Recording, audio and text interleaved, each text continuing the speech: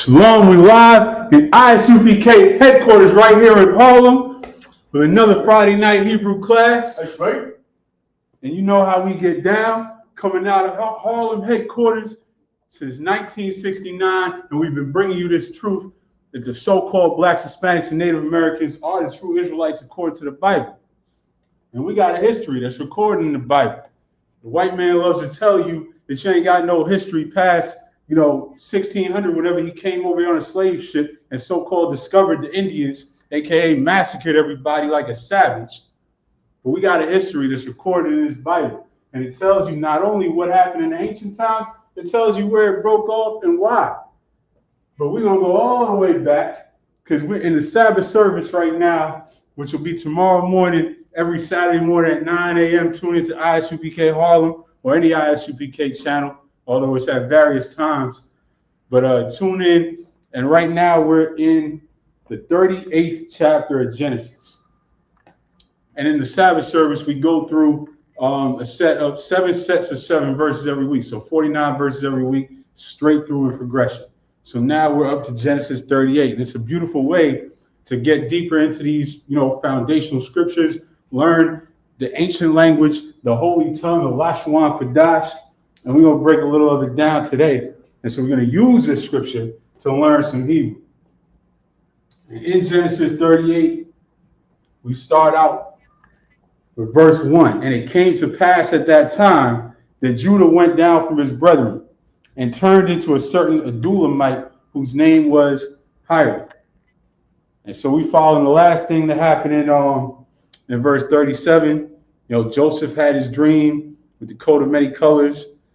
Joseph is, all his brothers are starting to hate him, but we kind of cut away from that right here to follow Judah. And he went down to some Adulamite. I don't know, Slaka, sir, what is an Adulamite? Adulamite? What, give me the... Let's take a look. This is H5726. Again, your verse. This is Genesis 38 and 1. So we got seeing the eyes we don't know something, we ask and we look it up. We do our due diligence. The pastor just gonna go out there and wing it. He gonna make something up on the spot about what an Adulamite is, some crazy story that's gonna get you to put more money in the bucket. God is talking to him in real life. Right. He's gonna tell you God told him what an Adulamite is. We're gonna drop some vocabulary words here on this side of the board.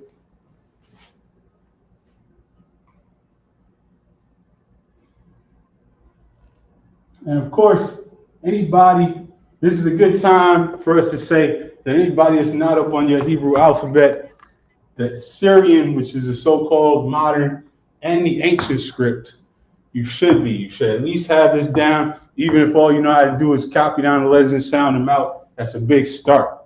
And it doesn't take much. It's not as intimidating as it may seem. Just get it, copy it over and over and do it. If you don't have the official Isupk Hebrew sheet, just let it be known in the chat. We'll get you one. And, even if you're watching live, get you one, get caught up, and then come jump back in. We're going to jump in. We're going to be using both the Assyrian and the ancient. And so this is Adullamia, an Adulamite, which was an inhabitant of Adullam. And this only pops up 3 times in the scriptures. So let's see the other 2 times. Oh, it's all 3 times it's in this scripture. So this is the only Adulamite that we have seen anywhere in the Bible. Is this this woman that Judah went in and laid down with. So this happened in verse 2, and Judah saw there a daughter of a certain Canaanite whose name was Shua, and he took her and went in unto her. So now we're going to start breaking down the Hebrew. Let's copy verse 2 on. And anybody who's watching live, pull up your interlinear app or your blue letter Bible that'll have the interlinear. You should be able to pull up the actual verse in the Hebrew. It'll look just like, I don't know if y'all can see it. There you go. It'll look just like this, side by side with the English. And just copy this down with us if you're watching live.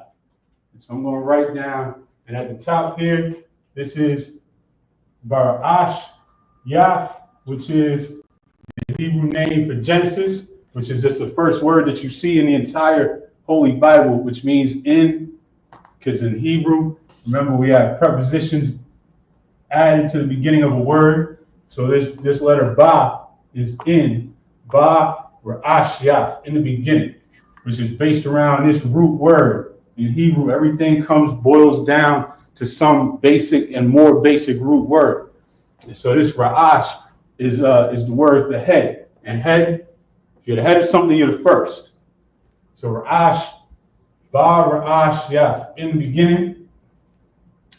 And this is 38 and 2 now.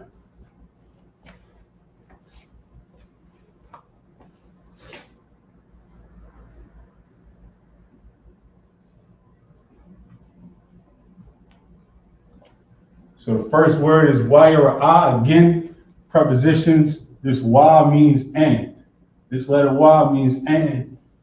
This letter Wa here, or this Ya in the second letter, signifies he. Wa'yara'ah, which is to see. So this is saying, and he saw. And the he is going to be identified next. Wa'yara'ah, Shum, which we know means name. You should know this if you're around in school for any amount of time.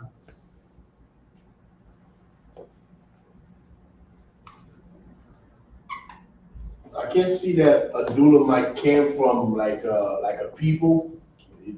It seems it's more like a landmass, right? It was initially inhabited by Canaanites. Okay. And Israel took over. So I'll ask, the general to see, but it does seem like he's like a descendant, like a Judite will be a descendant of a man named Judah. I don't see that Adullam was like a person. That's more like a territory. So it's like saying somebody from Harlem. Right. Harlemite. We'll confirm that. Con. We'll double check that for y'all. So Wa'yara'ah Shum Yehodah, which is and Judah saw there.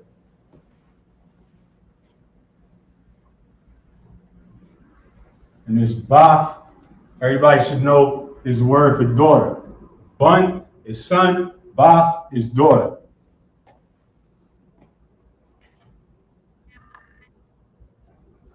Bath Ayash, we're going to break this down in a second.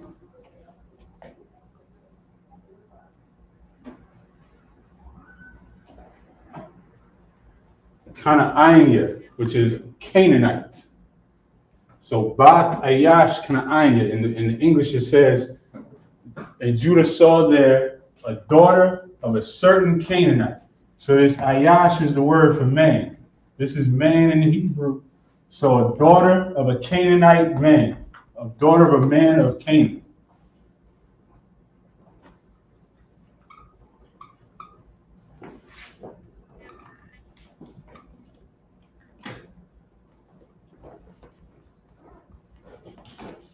And up here, and that Y at the beginning of a word is and. This Yah is he. Saw, Wa'yara'ah, Shum, which we know is name. Yehodah, which is Judah's name in the Hebrew.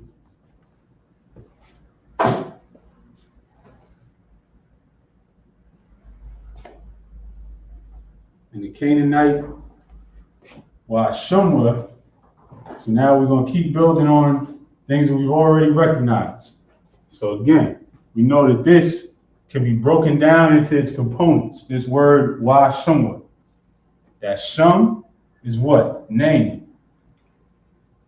This Y at the beginning, we just said, is for and. And this Y now at the end of a word, this means something different. At the beginning of the word, you have the prepositions like and, the, in, of. At the end of a word is a possessive. This tells you what something belongs to or whose something belongs to. So now let's figure out what the context. Wa'yara'ah Shum Yehodah, and he saw Judah, and Judah saw Bath Ayash Canaaniah, the daughter of a man of Canaan. Lashawan. So what does this now mean? And her name. We're going to name this daughter of the man of Canaan, whose name was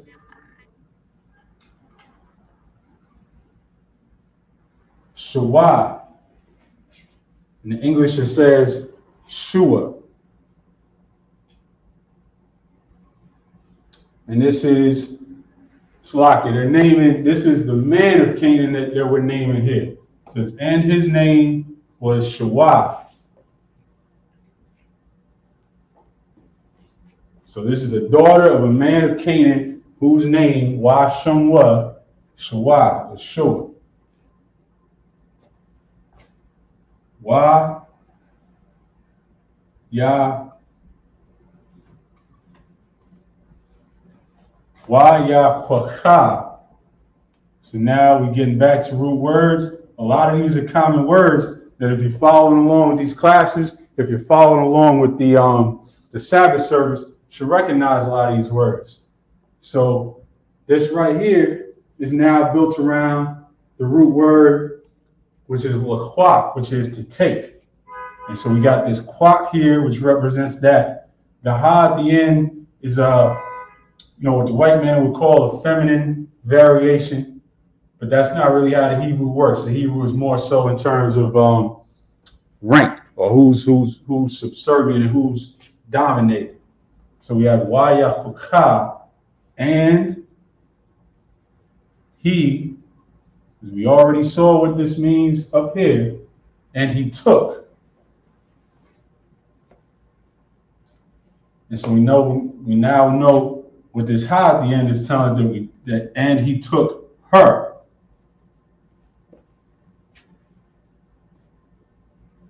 Wa ya ba'a. And just to step off to the side for a second, this is a reminder of how our language works. And he took her. A simple-minded person would hear somebody speak like that and think there was something forceful going on. But you can see clearly as we go down through this verse that no such thing was happening. Our language has to do with you grab and hold of somebody's soul. When you get with a woman and you lay that game on her, you're taking hold of her whole soul, her essence. She locked in on you. You ever see the way a sister look at you when you really, really laying it down and making that connection? You got hold of her. You have taken hold of her. Gotcha. You got to be a real, I'll be nice and say inexperienced man to see this type of language and think that there's something forceful going on. Deviant. You got to be a deviant. Why ba'a is and went in unto her, because that ba'a is like that. That's how you call somebody to come, or that can also be to go. So why ya ba'a? We keep seeing this why ya. You should know this by the end of this verse.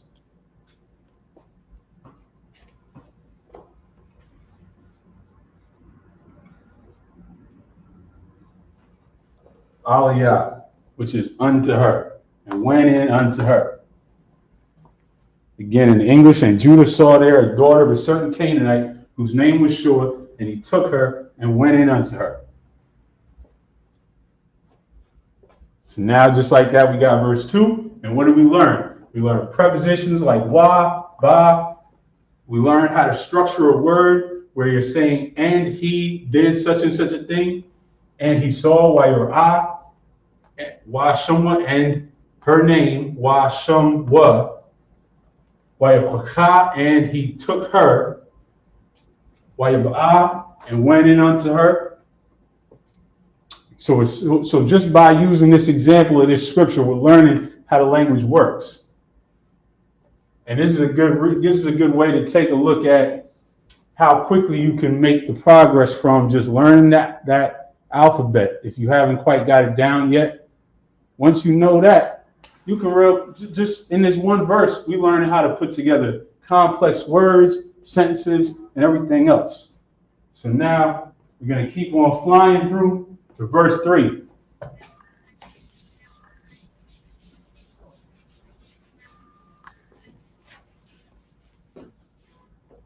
Let's get rid of this.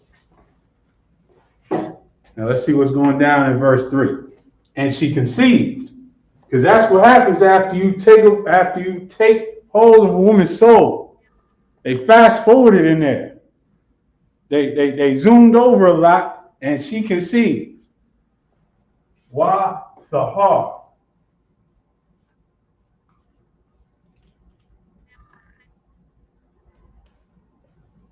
And bare a son, Wathalad, which you've been paying any attention to these early scriptures, Yalad is to beget, and variations of that turn into any form of having a child.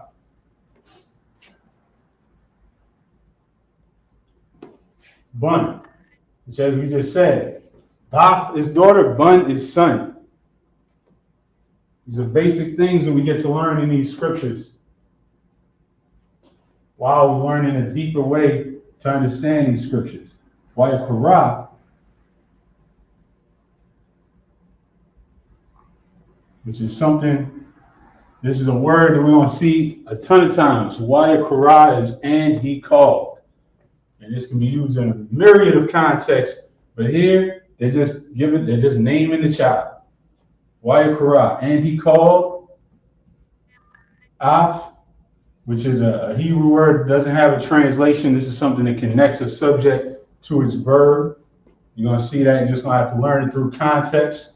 Af, Shumwa, which what did we just say? We know this by now. Shumwa, his name, I,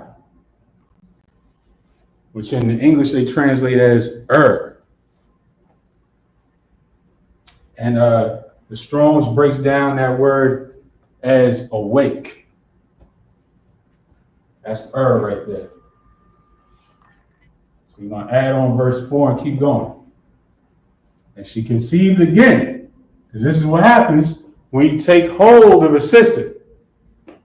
When you take her soul, she conceives and conceives again. When you GMS niggas take hold of a sister, somebody calls the cops. God. Why, Salaki, verse 4. Why the heart? Which is clearly, and she conceived. Bun, a son. And remember, when you learn this, one thing that people get frustrated with in the Assyrian is a lot of the letters that have different end forms when they come at the end of a word, which the letter na, of course, this would be the na in the middle of a word, and this is the na at the end of a word. It just goes straight down. And you get real frustrated when you see it, in your phone keyboard, and about 8 of these letters look exactly the same. But you get used to it, and we move forward. While Korah, you pay attention, we know what this is. And he called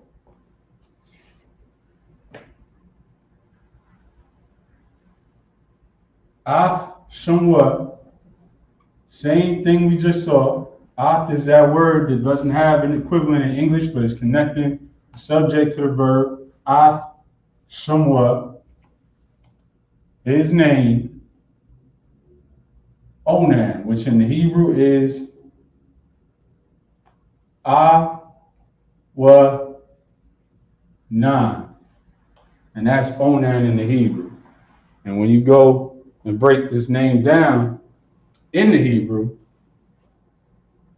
let's take a quick look. It means strong. And that's Awanan right there. This is Onan's name. And Onan is the focus of this class. Because what happens when you go or you grow up in a Christian church, and thankfully, even though I definitely grew up with a very Christian mother, I never heard this, but I was aware that this was being broken down like this and being used in this weird way. They teach that Onan committed a sin by pleasuring himself.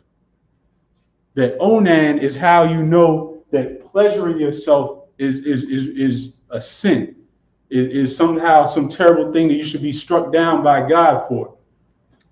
And it's how that they put this weird type of like shame feeling around sex, which when kids grow up with that shame feeling around sex, they end up growing up and becoming either the worst deviants, the worst whores, or some psychological, you got to unravel for years in therapy. And this is what happens with the Catholic Church, with the Christian Church. And a lot of the times they're using this scripture about Onan. Like when I found out that they were using this, like this blew my mind. Did you know this the whole time you was growing up?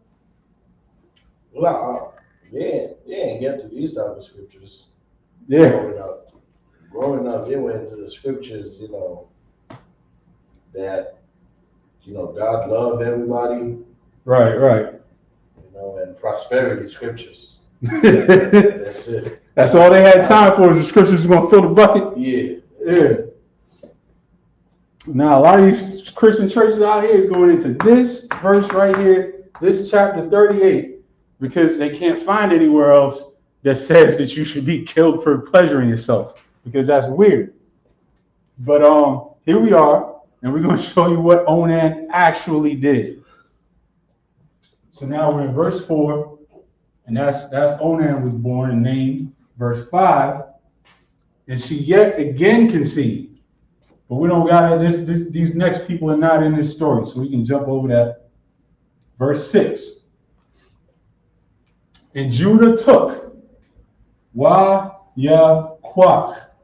We just talked about that word Laquak, which is to take Yaquak. And he took. And who is the he? We know that's going to be named right next. Yehoiada. Yaquak Yehoiada Asha. A great reminder that in the Hebrew, this is the word for wife. This is the word for woman. Your woman is your wife. Our culture does not distinguish. Our culture does not have girlfriends, side hoes, baby mamas, jump offs. Our culture don't have, situationships. Our culture don't have none of that nonsense. Our culture don't have, we ain't make it official yet. Right. Our culture don't have none of that nonsense, because that's how you have disarray. That's how you have whoredom. That's how you have constant men and women fighting each other, like you see all day on social media between blacks and Hispanics. They pitting us against each other because we don't know how to just say, if you're with somebody, that's your woman. That's it. If you're with somebody, that's your man. That's it. That's your wife. That's your husband. Your wife. If there's a possessive on this, your woman is your wife. You cannot change your mind. Can't get rid of her. Can't throw her away. And as we're about to see right here, sometimes you don't even have a choice in who you take for a wife. Because our culture is not about an individual. You can't be yourself. You can't be, it's all about me. You can't be selfish. That's not how we get down. That's how the white man gets down. And that's why America looks the way it does. So if you want to keep on following that, if you want to emulate that, be my guest. But we're going to teach our people something better. So Yaquak Yehoiada Asha, and Judah took a wife, La-aya. Now we get to learn another preposition that goes on at the beginning of words. Because who is this right here? This ire, the same ire we got up here. So what is La-aya? That's to her. Judah took a wife, Yaquak Yehoiada Asha, La-aya, to her. Bakawarwa,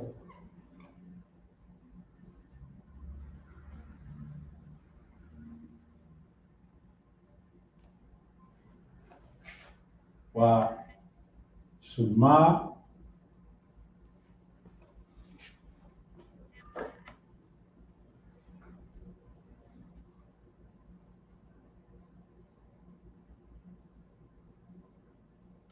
Tamar.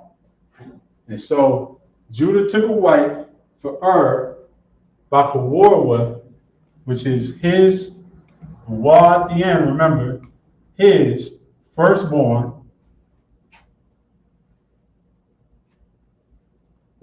Shema, whose name was, because we're dealing with a daughter here, which is why we have that ha at the end, which is so-called feminizing it, Shema, and her name, Tamar, which in the English they're going to call her Tamar. And so now this is wife. Got right here and Tamar right here. So now let's slide over here for verse 7. Now 7 and 8 is where we're going to really focus and dial in, because 8 is where we end. And next week is going to be part 2. Next week we're going to see what else happens. But 7 and 8 we're going to dial in right here. So verse 7.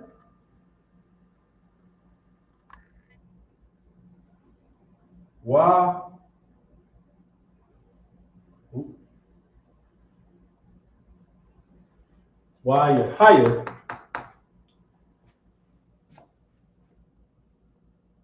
ire. And so this is saying, and was. This Hayah, this is to be. So the Yahaya and was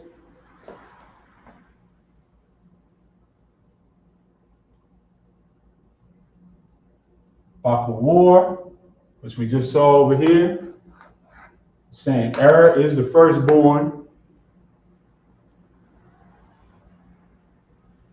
of who? Of Yehoiada, which is Judah. You know that by now. Ra. More words than we should know. Basic word. This is the word for evil.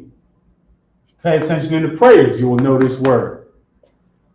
Ra is the word for evil, wicked, anything of those such things. This is that word. This is the most basic word that we use to describe that concept, is Ra. So this is saying why Yahaya ire, Karwa Yehoiada, and which is the firstborn of Judah, was evil. I know that sentence structure is very different from the English, but you're going to get used to it over time. That's all you can do when it comes to things like sentence structure. You just get accustomed to that over time. So while Yahaya ire, Bakawar, Yehoiada, Ra. Ba Ayanya. Because you got to be evil according to some standard, right? We're in the white man's world, and if you go out there and ask people, even if you ask our people, or especially if you ask some white people what evil is, you ask 100 different people, you're going to get 100 different answers.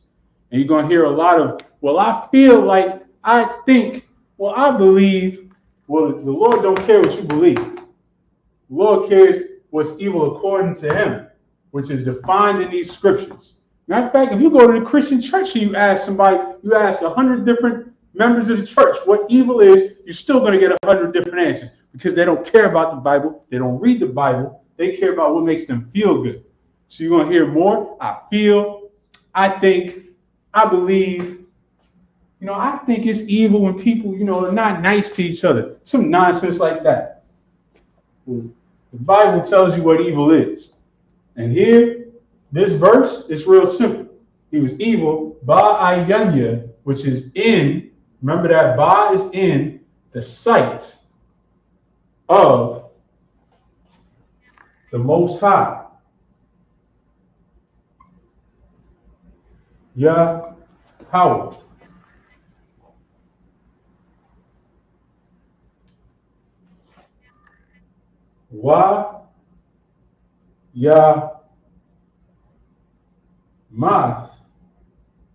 Yamathawa, which I'm going to underline that root right there,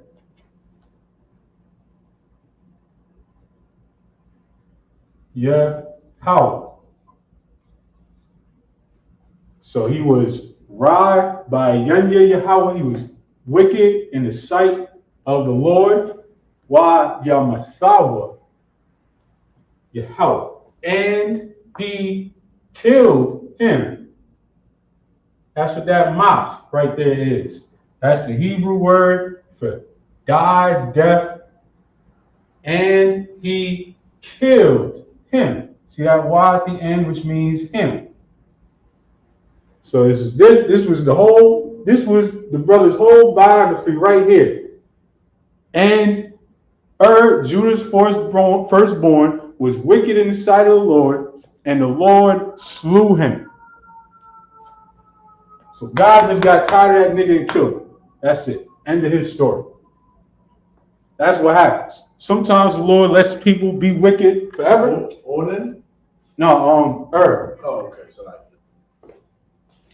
And sometimes people, sometimes the Lord just lets people be wicked forever. Sometimes He's just going to take you out the pain. That's it. That's it. That's all. So on to verse 8. So now that he's done, because what happened back here in verse 6? We just got him a wife. La'ai. This took Waikwak Yehowadah a Shah, which is a woman, a wife. La'ai. So Judah just went and found him a wife. This poor sister right here. And then a verse later, he just got taken out. The Lord got tired of him and took him out. Whatever he was doing, who knows? And so now, verse 8 is the heart of the understanding of this situation that we're dealing with. If you understand verse 8, you understand the situation with Onan, what Onan's sin was, what it was not, and why Onan had to go quickly.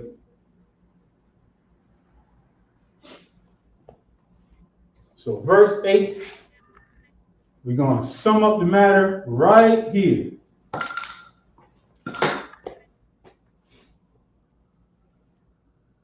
And verse 8 in the English.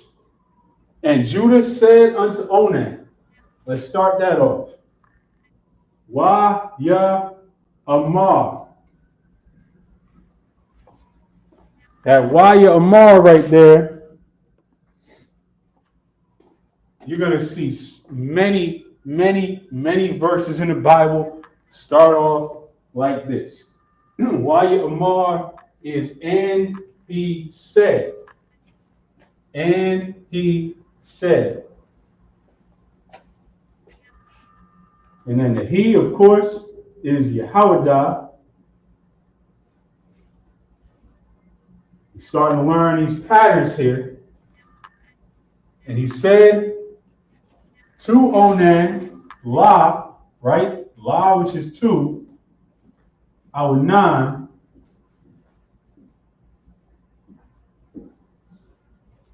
La, Onan.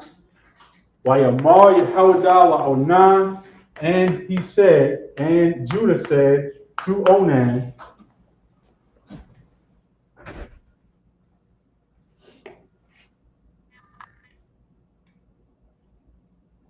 Ba, which we just learned is go.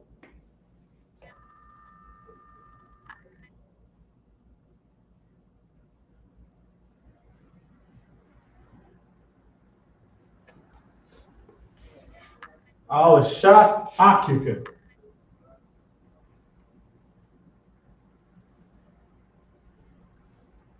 And so this is go in unto thy brother's wife.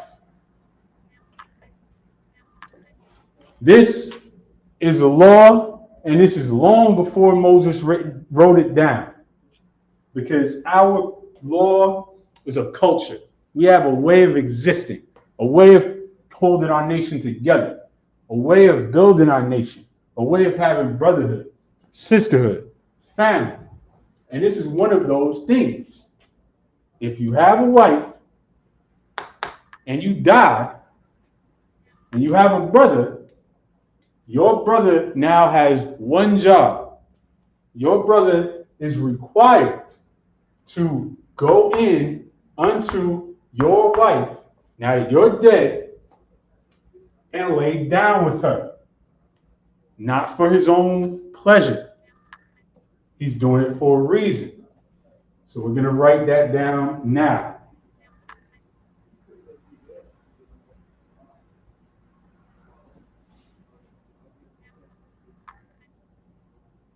While you're bum, Atha,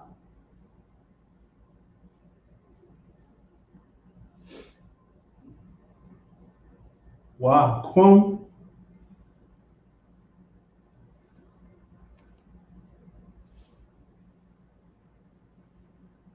Zara, la, ahika. This is your one job and your one reason for being as a brother to your brother who has just passed away. So we're going to read it into English. And Judah said unto Onan, this is Judah speaking to his living son, go in unto thy brother's wife and marry her and raise up seed to thy brother. Now, where is this? Now, this word here, marry her, which is an interesting word because, you know, some smart aleck out there is going to say, well, if sex is marriage, then why is there a word for marriage? Because this word is the word for this specific duty of a brother. This word right here, your bum. Why? Your bum. Which the why, of course, we know by now is and. Your bum is the word for what they call the levirate marriage, the duty of a brother. It has its own word in the Hebrew language. And that's going to be the word of the day. Because this was Onan's sin. He did not, your bum. Onan did not, your bum. He had one job, and that was it right at the top of the screen. And he failed that job. But he had one instruction. Now, why did he have that instruction? We're going to jump around real quick. We got a few minutes left. And so precept upon precept, line upon line, here a little and there a little. We're going to find out why he had this instruction. Now we're going to show you in Deuteronomy, even though this is way before Deuteronomy, because this scripture right here, Genesis 38, is evidence of something that we always say, but that the world hates when we say it, is that the law existed long before Moses. The law was given to Adam, that was the breath of life.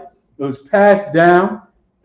Abraham had it, Isaac had it, Jacob had it, and Noah had it. And there's evidence of that all the way through the scriptures.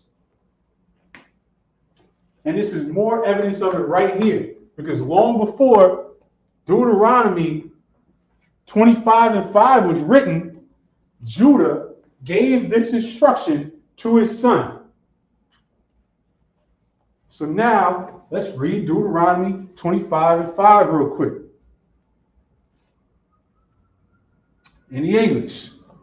If brethren dwell together, and one of them die, and have no child, the wife of the dead shall not marry without unto a stranger. Now this kind of starts to go into why this exists. Because if you're a wife, this sister, you can only imagine, right? She was just married to this cat, you know, the dowry was paid, she was given over. You know, her whole life was shaken up. And now he's dead. Now what? Now what's she going to do? So this is saying she's not going to be sent out to just go find somebody new, to just go find some stranger out in the country somewhere. Scripture says her husband's brother shall go in unto her. That's not a suggestion. That's not an idea. That's not if you feel like it. Her husband's brother shall go in unto her and take her to him to wife, which is the normal way we phrase that in the Hebrew language. You take a wife, which is doing what? Laying down with her, and perform the duty of a husband's brother unto her. The duty of a husband's brother is to go and keep and give your dead brother's wife a husband. And to do it for a reason, and that reason's in the next verse. And it shall be that the firstborn which she beareth shall succeed in the name of his brother which is dead, that his name be not put out of Israel. So this is to save your lineage if you die young. It's to give you a chance to keep your name going. So now your brother goes into her because your lineage and your brother's lineage is the same. Why? Because it goes through your father. And so now your brother goes into her, and it don't even matter now. It just skips a generation, still goes back to your father, and that's it. And now his name is able to continue. But the scripture keeps going. Verse 7. And if the man like not to take his brother's wife, then let his brother's wife go up to the gate unto the elders and say, my husband's brother refuseth to raise up unto his brother a name in Israel. He will not perform the duty of my husband's brother. So now this poor sister that's alone can shame him. She has the right to take him in front of the whole nation, in front of the council, and shame him and say he won't do what he's supposed to do. And so then what happens? Verse 8. Then the elders of his city shall call him and speak unto him. And if he stand to it and say, I like not to take her, meaning I don't want her. Verse 9, then shall his brother's wife come unto him in the presence of the elders and loose his shoe from off his foot and spit in his face, and shall answer and say, so shall it be done unto the man that will not build up his brother's house. Because this is a terrible, shameful thing for you to be so selfish as to say, I don't want to go and lay down with my brother, with my dead brother's wife, so that he can have a name, so that his name can continue. Whatever reason you have for doing that, your job is to get over it. And if you couldn't, if you say, no, I don't want to do it. Maybe you don't want to do it just because you're not attracted to it. Well, how selfish is that? Maybe you don't want to do it because of some grudge you're holding against your brother. This is the type of thing that the law was written to prevent. And so if a man did that, he could be shamed in front of the whole nation. This woman could come, take his shoe from right off his foot, stand up and spit in his face, and say, so shall it be done unto the man who will not build up his brother's house, making him an example. And verse 10, and his name shall be called in Israel, the house of him that hath his shoe loose. What's that in Hebrew? Bayath, which is the house. Chalwatazah. Ha-na'ayah. Na'al, Salaki, Ha-na'al. Bayath, Chalwatazah, which is of him that have loosed, Ha-na'ayah, his shoe. So even in the phrasing of that, it's put it on him for having his shoe loose. And so now, going all the way back to Genesis 38 and 8, Waya Amar, Kauda, La, Onan, and he said, and Judah said to Onan, Ba'a, go. Al Ashath, Achika, to your brothers, Ach, we all know Ach, right? Achika, your brothers, Ashath, wife, while your bum, and your bum, and do your job as a brother, while your bum, and do your brotherly duty. While your bum, atha, wa ha-kwam, and raise up. We know what kwam is, right? and raise up Zerai, which is seed, La Achika, to your brother. And that was your one job. That was the law. And as you're going to see next week, that's what Onan refused to do. But he didn't even do it like we just saw in Deuteronomy 25:5, where he would at least come like a man and take his shame and say, I just don't want to do this thing. He did something so underhanded and so low down and grimy. This was a grimy gutter dude. Damn right. That the Lord just had to take him out on the spot. And that's glorious. Are you ready, right? And that's a beautiful thing. I'm here, so I'm mad inside. And that is a glorious thing. And that's what happens when you do something so, that's what's supposed to happen when you do something so grimy. But part of our punishment now is that we got to walk out this door and see all the grimy things that's going on in Harlem and all across this country. And we have to now stand up and fight it. And that's your job. Every man that's watching this video is to come into the Isupk and stand up and fight it and cleanse the griminess out of our nation and come back and serve the Lord. And with that, shalom. And follow orders. And stop trying to do your own thing. That's what he did wrong. He wanted to do his own thing. He didn't. His own father gave him the order. His own father gave him the order. All he had to do was do it. All he had to do was go. Listen, y'all get it. Do what you're supposed to do. Follow the Lord and listen to the men in the Isupk, because we're the only ones who's going to tell you how to follow the Lord. Everybody else is going to tell you how to follow your way to the bank and cut the check. Shalom.